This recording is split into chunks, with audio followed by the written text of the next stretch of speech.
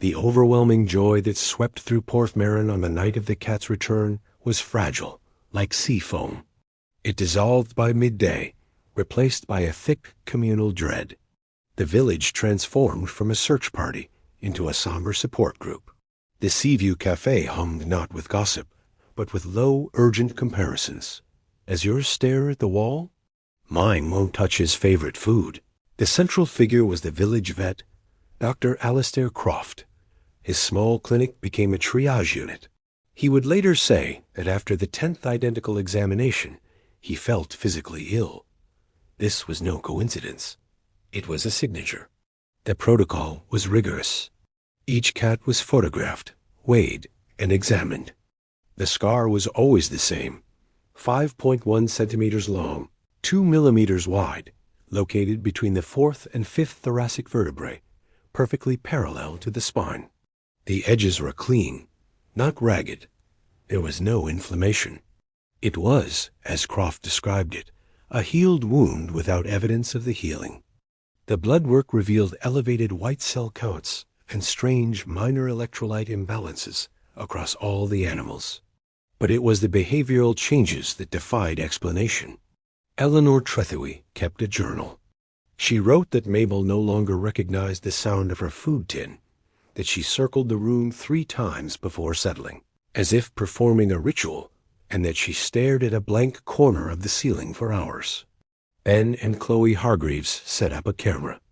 The footage showed their cat, Puck, freezing in the middle of the kitchen every night at 3:07 a.m., the exact time of the tremor, and staring at the floor for precisely 11 seconds, the earthquake's duration, before relaxing as if a switch had been flipped.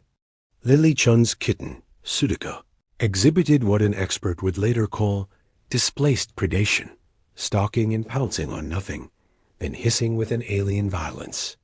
The animal behaviorist, Marta Volkov, arrived. She stated that this wasn't amnesia a loss, but a replacement. It was as if the cat's internal map of the world had been overwritten. The authorities were called. Sergeant David Miller, the local constable, was pragmatic. What was the crime? Theft? They were returned? Animal cruelty? There was no perpetrator. It was bizarre, disturbing, but not a police matter. With no human perpetrator, theories flourished, fracturing the village. Theory 1 was the government, or a secret experiment, championed by a retired telecommunications engineer named Ray Hooper. He believed the tremor was a cover for a subsurface test, that cats were accidental sensors, and the scar was an implantation or biopsy site. Theory 2 was the ancient or supernatural. Quiet whispers spoke of old Cornish folklore, of knockers in the mines, of the earthquake opening a path to another side. The scar was a pixie brand. Theory 3 was the natural but unknowable. Dr. Croft and Marta Volkov leaned here, grasping at ideas like a historical pathogen released from the mines or a damaging infrasound frequency. The investigation faced an impossible timeline. The cats were gone for 6 days, but their scars were weeks old, medically. Where were they in that gap? The breakthrough came from Lily Chun. Still desperate to connect with Sudica, she left a drawing made with a glittery gel pen in a cardboard fort. The next morning, the paper was torn. But not randomly. Her father, Mark, saw faint indentations. Under UV light, they found a pattern of microscopic lines and curves in the glitter on Sutica's paws. It wasn't a random smear. When scanned and enhanced, the pattern resolved into a series of repeating angular symbols, glyphs. Marta Volkov dismissed it as the human mind seeing patterns in randomness. Ray Hooper declared it a coded transmission. But Eleanor Trethewey, the retired librarian, felt a deep tug of memory. She spent a sleepless night searching online archaeological archives. At dawn, she found it. A 1978 paper about Neolithic sites in Cornwall featured a drawing of markings from a stone slab on Bodmin Moor. Markings were a near-perfect match for the symbols pressed into Lily's glittery paper. The paper's title was Subsurface Resonance and Ritual Markings in Pre-Celtic Cornwall. Eleanor looked from the academic paper on her screen to Mabel, who was staring, unblinking, at the ceiling corner. The cat slowly turned her head and met Eleanor's gaze. In that moment, the elderly woman felt a certainty more terrifying than any mystery. This was not an experiment. This was not a toxin. This was something old, and the scar was not a surgical incision. It was a receipt. The discovery of the glyphs transformed the mystery. The story went viral. To decipher it, they contacted the author of that 1978 paper, Dr. Aries Thorne, a semi-reclusive archaeolinguist from Cambridge. Dr. Thorne agreed to visit. His conclusion, delivered in the packed village hall, shattered all previous assumptions. He explained that the symbols were not glyphs in a linguistic sense. They were not writing a message. They were resonant markers like tuning forks carved in stone, denoting specific acoustic or geomorphic locations. "Your cats did not write these," he said. "They reproduced them." It was a pattern stored in their muscle memory, now leaking out. The question was not, what does it mean? But what did they experience that branded this pattern into their very being? Then he turned to the scar. He told them to stop seeing it as a wound or a biopsy site. See it as a seal, a closure point. These symbols were found at threshold springs, cave mouths, mine workings. The cut was along the spine, the central conduit of the nervous system. It was not where something was taken out. It was where something was. Shut in, the village fractured. A Thorne cohort formed, accepting the threshold theory and mapping how the cats reacted to specific materials like granite and tin. The rationalists dismissed it as mystical, pushing harder for a human or toxic cause. The emotional toll deepened. Relationships strained under the weight of the mystery. Marta Volkov, combining Thorne's ideas with her own, proposed an experiment. If the cats were attuned to a subterranean resonance, their behavior should sync with seismic activity. Owners logged every instance of synchronized oddity, the freezes, the staring.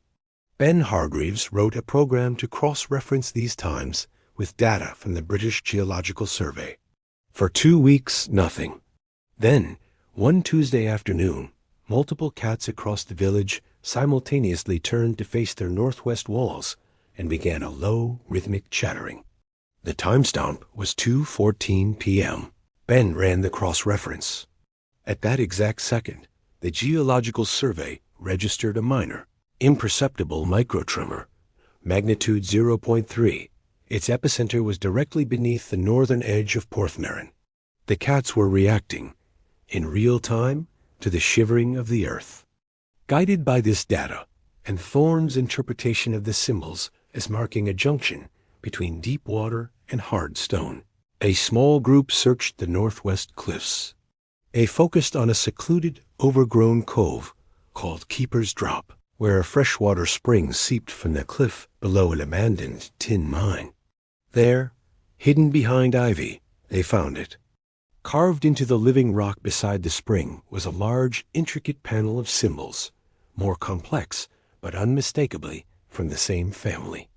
At its center was a vertical, smooth-cut groove, the width of a knife blade. And just inside the dark, dripping mine entrance, Sergeant Miller found a small, corroded object, a brass bell from a Victorian-era cat collar. Thorne examined the carving. His academic detachment fell away. "This isn't a ritual site," he whispered. "It's a recorder. The symbols aren't a language. They're a seismograph. A permanent record of the Earth's vibrations across millennia." He pointed to the central groove. "And this is the stylus, the thing that carved them." Ben, filming, asked the question that hung in the cold air. But what was holding the stylus? Marta Volkov voiced the final, unanswerable thought. If this is a recorder, who or what is listening? The Victorian collar proved it was not a one-time event. Parish records from 1891 mentioned a disturbance among the creatures, with animals returning, changed and wild.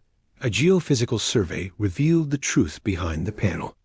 The rock was a unique lattice of minerals, It created a natural piezoelectric effect. A narrow fissure, a seismic chimney, ran from deep within the earth to a point directly behind the carving. The panel was a passive receiver. Deep earth vibrations traveled up this chimney, and the resonating minerals had, over centuries, been carved by the process. It was a fossilized song of the earth's crust. Dr. Thorne offered the final explanation. "We were wrong to think of a who," he said. "The listener is the stone itself. It is recording. It has always been recording." The cats were temporary conduits. During the seismic event, that deep resonance briefly, violently synchronized with their nervous systems. It was an accidental download.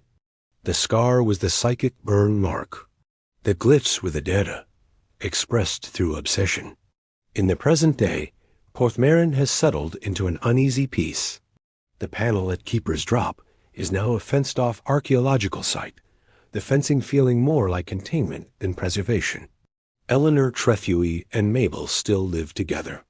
Mabel never regained her old self, but a new, quieter bond formed. She now sits for hours on the windowsill, watching the horizon. Eleanor says she seems to be listening to something else now, something farther away. She has made her peace with the mystery. Puck disappeared one night, 2 years after the event. He never returned. Ben and Chloe, who separated, both believe he went back to the cliffs, back to the source. Lily Chun is now a teenager, her childhood obsession channeled into geology. Sudica remains skittish. The glyph drawing stopped, but like all the affected cats, she will occasionally freeze, her ears twitching at some silent frequency, before carrying on as if nothing happened. Dr. Croft retired, donating his files to a veterinary college. The official record calls it an anomalous case of mass environmental trauma. Sergeant Miller keeps the Victorian cat bell in a drawer. He says it proves it's over, and it proves it'll happen again. Maybe not in his lifetime, but sometime. The emotional closure was never about answers, but about integration. The people of Porthmerryn have woven the event into the fabric of their home, another layer of legend atop the old tales of shipwrecks and piskies. It is a shared scar on the community itself. The official record has its explanation. The village has its legend. And the earth beneath Porthmerryn continues its slow, silent record, waiting for the next confluence of stone, frequency, and life to briefly bridge the gap between deep time and a single shivering moment.